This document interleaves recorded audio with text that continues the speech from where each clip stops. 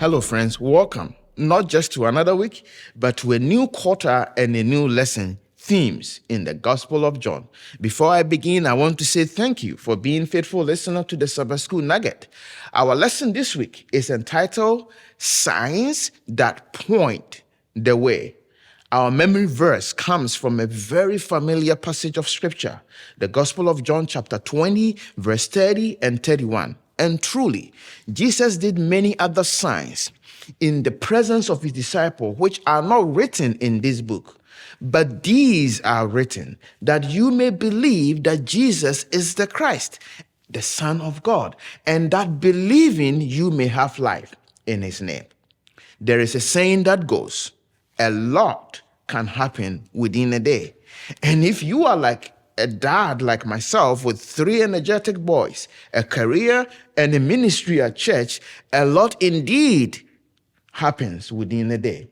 Now, I want you to imagine the life and the ministry of Jesus. For 3.5 years, always on the road, we can safely conclude that a lot happened during that period. And if we were to record everything, there wouldn't be room to write it all down. That is exactly what John is saying in our memory verse this week. The focus of the Gospel of John is not about giving us a comprehensive narrative, but focusing on a few stories that leads to this conclusion. Jesus is the Christ, the Messiah. For example, there are a total of 37 miracles recorded in the Synoptic Gospel, Matthew, Mark, and Luke. But John recorded only 7 of Jesus' miracles, providing in-depth analysis and showing that Jesus is the Christ in all these stories. This week, we will look at some of them. But first, let's turn our attention to Jesus turning water into wine. You see, Jesus wasn't just interested in preaching to us. He was also present in our everyday life, whether at a wedding, in the synagogue, or out in the fields. No matter how busy he was, he made time to be with the people, sharing in their joy and stepping in to help when needed. His presence at the wedding in Cana is a perfect example of this. Weddings in those days were huge, often lasted for several days. In Jewish tradition, during Jesus' time, it was typically the groom's family who hosted the wedding, responsible for preparing the feast and ensuring that the guests were well provided for. At this particular wedding in Cana, they ran out of wine, a situation that in Jewish culture would be unthinkable as festival without the music.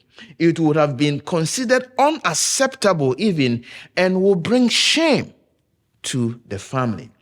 As he often did, Jesus stepped in and turned water into wine. Not just any wine, but the finest wine the master of the banquet had ever tasted, leading him to remark that they had saved the best for last. When we read the story or hear sermons about it, we may draw so many lessons from this story. However, we should not miss the key point that John makes at the end of the story in verse 11. When he said, what Jesus did here in Cana of Galilee was the first of the signs through which he revealed his glory, and his disciples believed in him. In the Old Testament, the abundance of wine is often associated with the coming of the Messiah and the blessing of the Messianic age, as you can find in the book of Amos, chapter 9, verse 13 to 14. So by turning water into wine, Jesus is announcing his arrival and his role as the Messiah, the Christ. And that is the nugget. Thank you for studying. I will see you tomorrow.